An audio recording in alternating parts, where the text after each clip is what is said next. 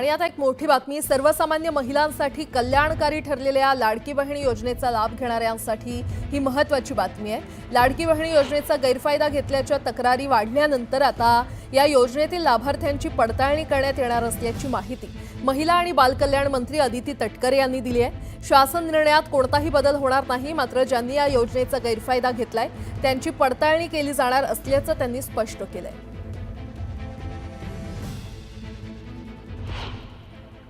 आपण कुठेही without complaint आम्ही स्क्रुटिनी इनिशिएट करत नाही आहोत। त्याच्यामुळे मी स्पेसिफाय केलेलं आहे की या 5 बाबी इन्कम टॅक्स म्हणजे उत्पन्नामध्ये जर वाढ झालेली असेल, 2.5 लाखाच्या पलीकडे जर कुठल्या लाभार्थ्यांचं उत्पन्न गेलं असेल तर ते आता त्या योजनेसाठी लाभार्थी म्हणून पात्र नाही आहेत। जर दुचाकीच्या वर जर कोणाची वाहनं 4 चाकीची असतील ते पात्र नाही आहेत। जर ते इंटरस्टेट जर मॅरेजेस झालेले असतील तर ते आता त्याच्यासाठी पात्र नाही आहेत। सरकारी नोकरी लागली असेल तर ते पात्र नाही आहेत। आणि आधार कार्ड आणि बँकचं हे जर नावामध्ये फरक असेल आणि त्यांनी ती लक्षात आणून दिलेली आहे तर ते पात्र नाहीत। पण याच 5 बाबींवर आपण पॅन महाराष्ट्र जे आहे ते आपण त्या संदर्भातली योग्य ती पावलं उचलत आहोत।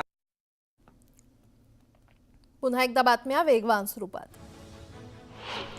शहापूर तालुक्यात मोफत रुग्णसेवा देणाऱ्या हॉस्पिटलचं उद्घाटन करण्यात आलं। जिजाऊ शैक्षणिक आणि सामाजिक संस्थेच्या वतीनं 120 बेडच्या श्री भगवान महादेव सांबरे क्रिस्टल केअर रुग्णालयाचं उद्घाटन पार पडलं। या रुग्णालयाचं उद्घाटन आमदार किसन कथोरे आणि न्यूज 18 लोकमतचे संपादक मंदार फणसे यांच्या हस्ते संपन्न झालं। केंद्राच्या ग्रीनफील्ड वाढवण बंदराच्या उभारणीचा पहिला ठेका मंजूर करण्यात आलाय। वाढवण बंदर किनारा संरक्षणासाठी 1648 कोटींचा करार करण्यात आला असून त्यात लोडिंग पॉइंट आणि आवश्यक पायाभूत सुविधांचा समावेश आहे। खेळत असताना ग्रिल तुटल्यानं खिडकीच्या ग्रिलमध्ये एक 7 वर्षीय चिमुकला अडकला होता। कल्याणच्या कोळशेवाडी परिसरात ही घटना घडली आहे। दरम्यान अग्निशमन दलाच्या जवानांनी या मुलाची सुखरूप सुटका केली।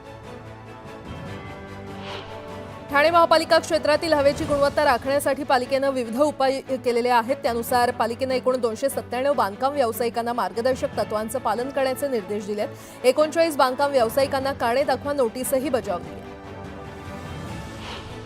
पुणे जिल्ह्याच्या जिल्हाधिकारीपदी जितेंद्र हुडी यांची नियुक्ती करण्यात आली आहे। जितेंद्र यांनी खरं तर पदभार स्वीकारला। मावळते जिल्हाधिकारी सुहास दिवसे यांनी जितेंद्र यांचं स्वागत करून त्यांच्याकडे पदभार सोपवला। पुण्यात लोहगाव परिसरात पुन्हा वाहनांची तोडफोड करण्यात आली आहे। गेल्या 10 ते 15 दिवसात लोहगाव परिसरात तिसऱ्यांदा वाहनांची तोडफोड झाली आहे। या प्रकरणी 4 अल्पवयीन मुलांना पोलिसांनी ताब्यात घेतलं असून पुढील तपास सुरू आहे। पुण्यात जुन्नर तालुक्यातील सीतेवाडी भागात कार आणि बाईकचा भीषण अपघात झाला। या अपघातात एकाच कुटुंबातील पती पत्नी आणि 13 वर्षीय मुलीचा जागीच मृत्यू झालाय। बदलापूरमध्ये अनधिकृत बॅनरमुळे शहराचं विद्रुपीकरण झालेलं आहे। दरम्यान पालिकेचं दुर्लक्ष होत असल्यानं नागरिकांनी तीव्र नाराजी व्यक्त केली आहे। पुण्याच्या उरुळी कांचनमधील आश्रम रोडवरील एका घरात भर दिवसा घरफोडी झाली। घरातील 5 तोळं सोनं, 25 भार चांदी, 1 लाखांची रोख रक्कम चोरट्यांनी लंपास केली। सीसीटीव्हीच्या आधारे पोलिसांकडून आरोपींचा शोध घेतला जातोय। पुण्यातील कोथरूडमध्ये काही तरुणांनी तलवारी हाती घेत दहशत माजवण्याचा प्रयत्न केला। कोथरूडच्या सुतारदरा जिजाऊ नगरमध्ये 31 डिसेंबरला हा प्रकार घडला। तलवारी हाती घेत तरुणांनी कार आणि बाईकची तोडफोड केली।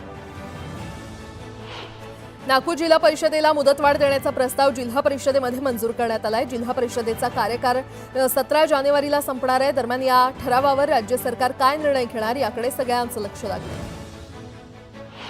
वाढदिवसानिमित्त मंदिरात जाणाऱ्या तिघांना भरधाव टेम्पोनं धडक दिली। या अपघातात आईसह 2 मुली गंभीर जखमी झाल्या। पंढरपूर शहरात बाहेरून येऊन जीवे ठार मारण्याचा कट करणाऱ्यांना पोलिसांनी ताब्यात घेतलंय। गुन्हे प्रकटीकरण शाखेनं आरोपींकडून 1 पिस्तूल, 3 जिवंत काडतुसं, 1 तलवार आणि 1 चाकू जप्त केलाय। छत्रपती संभाजीनगरमधील सिल्लेखाना भागात पोलिसांनी अवैध कत्तलखान्यावर छापा टाकून 94 गोवंशांची सुटका केली आहे। या प्रकरणी दोघांना अटकही करण्यात आली आहे। सहाय्यक पोलीस आयुक्तांच्या पथकानं ही कारवाई केली आहे। 31ची पार्टी करण्यासाठी घरी आलेल्या 2 मित्रांनी आपल्याच मित्रासह त्याच्या आईची हत्या केली। दारूच्या नशेत मित्रांमध्ये वाद झाला आणि या वादातून ही हत्या झाल्याची माहिती आहे। दरम्यान दोन्ही आरोपींना अटक करण्यात आली आहे। बँकेचे बनावट कागदपत्र तयार करून फसवणूक करणाऱ्या टोळीचा एमएचबी कॉलनी पोलिसांनी पर्दाफाश केला। या प्रकरणी मुकेश त्रिवेद या आरोपीसह त्याच्या सहकाऱ्यांना अटक करण्यात आली आहे। या टोळीनं देशभरात 200 कोटींपेक्षा अधिक रुपयांची फसवणूक केली आहे। रेल्वे पोलिसाला धावत्या रेल्वेसमोर ढकलून मारल्याची घटना रबाळे घणसोली रेल्वे स्थानकादरम्यानच्या रुळावर घडलेली आहे। मयत हवालदार पनवेल रेल्वे पोलिसात कार्यरत असल्याची माहिती समोर आली आहे। बदलापुरात एका तरुणानं पार्किंगमध्ये उभ्या असलेल्या दुचाकी पाडून तिथल्या गाड्यांची तोडफोड केली आहे। तोडफोडीची ही घटना सीसीटीव्हीत कैद झाली आहे। रितू वर्ल्ड या कॉम्प्लेक्समध्ये हा प्रकार घडलाय। सीसीटीव्हीच्या आधारे पोलिसांकडून तरुणीचा शोध सुरू आहे।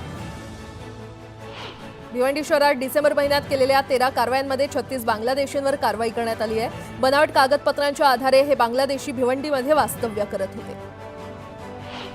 नागपूरच्या खापरखेडा पोलीस ठाण्याअंतर्गत बाबुळखेडा शिवारात फायरिंग झालंय। पवन हिरणवार नावाच्या व्यक्तीचा या गोळीबारात मृत्यू झाला असून एक जण जखमी आहे। पोलिसांकडून अधिकचा तपास सुरू आहे। अष्टविनायक मार्गावरील शिरूर तालुक्यात बाईक आणि मालवाहतूक गाडीचा भीषण अपघात झाला। या अपघातात दोघांचा जागीच मृत्यू झाला असून एक जण गंभीर जखमी आहे। करमाळा तालुक्यातील रायगाव इथे एसटी बस पलटी होऊन अपघात झालाय। स्टेअरिंग रॉड तुटल्यानं अपघात झाल्याची माहिती आहे। एसटीतील 35 प्रवासी किरकोळ जखमी असून ग्रामस्थांच्या मदतीनं मदत कार्य करण्यात आले। चंद्रपुरात सिंदेवाहीच्या जंगलात एक वाघ मृतावस्थेत आढळून आलाय। वनविभागाच्या अधिकाऱ्यांनी तपास केल्यानंतर वाघ वयोवृद्ध असल्याची बाब समोर आली आहे। वन अधिकारी आणि पशुवैद्यकीय अधिकाऱ्यांच्या उपस्थितीमध्ये पंचनामा करत मृत वाघाचं घटनास्थळीच दहन करण्यात आलं।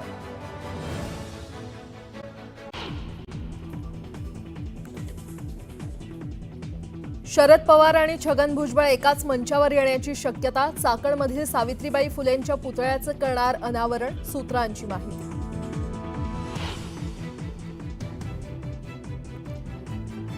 पुण्यातल्या मार्केट यार्ड परिसरात झळकले अजित पवारांचे बॅनर्स। पालकमंत्रीपदी निवड झाल्याबद्दल अभिनंदन करत समर्थकांची बॅनरबाजी।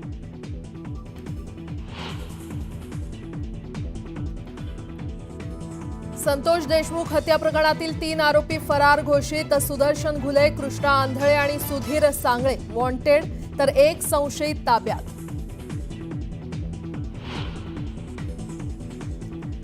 निकषात न बसणाऱ्या लाडक्या बहिणींचा हप्ता बंद होणार। तक्रारी वाढल्यानं सरकार करणार फेर तपासणी। मंत्री अदिती तटकरे यांची माहिती।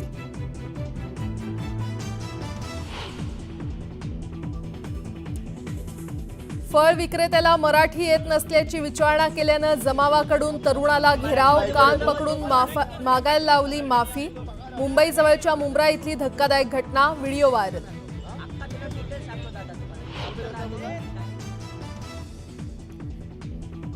जळगावातल्या पाळधी गावातील संचारबंदी हटवली। पोलीस स्थानकात शांतता कमिटीच्या बैठकीनंतर निर्णय। सीसीटीव्हीच्या आधारे आरोपींचा शोध सुरू।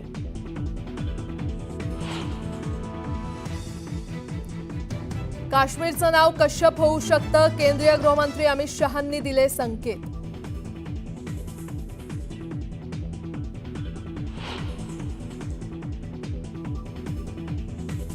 आयफेल टॉवरपेक्षा उंच असलेल्या जम्मूतल्या अंजी रेल्वे पुलाचं लवकरच पंतप्रधानांच्या हस्ते लोकार्पण।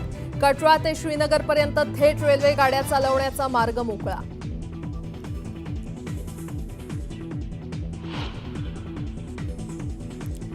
आणि 5व्या कसोटी सामन्यात टॉस जिंकून भारताचा प्रथम बॅटिंगचा निर्णय। रोहित शर्मा संघाबाहेर, तर बुमराहकडे संघाचं नेतृत्व।